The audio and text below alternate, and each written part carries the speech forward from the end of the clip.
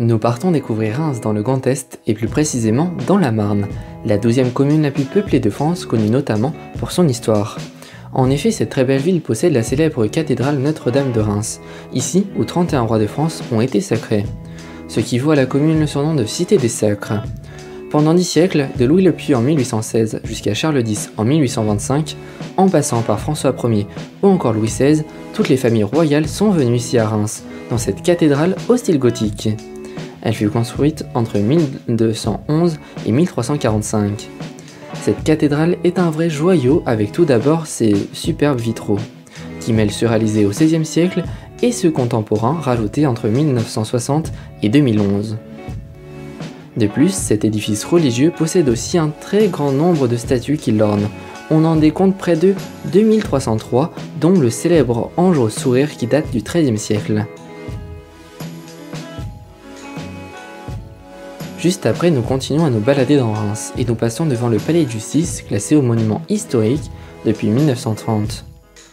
Nous traversons également plusieurs magasins ainsi que la place du Forum avant d'arriver sur la place Royale, où trône une statue de Louis XV en empereur romain, une place qui accueille également l'hôtel de la préfecture. Nous arrivons ensuite à la place Drouet d'Erlon qui servit de lieu d'exécution durant les années 1786.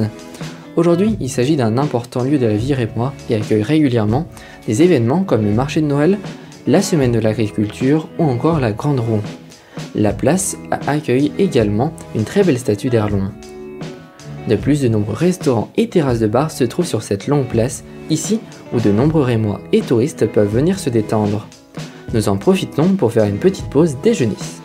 L'après-midi, direction une célèbre cave de champagne, car en effet c'est l'une des spécialités de Reims.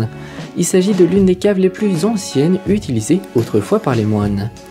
Après avoir descendu un bon nombre de marches, nous voici au cœur des galeries de la cave, construite dans la craie lors de l'époque gallo-romaine à plus de 8 mètres en dessous du sol. Les reliefs de la cave nous font penser à une cathédrale à moins de 10 degrés. En nous baladant, nous pouvons évidemment voir de nombreuses bouteilles, plus d'1 millier rien que dans cette cave, de toute taille, de 10 centilitres à 15 litres. Mais il y a également plusieurs vestiges bien conservés, comme cet escalier ou encore cette porte qui date de l'époque monastique.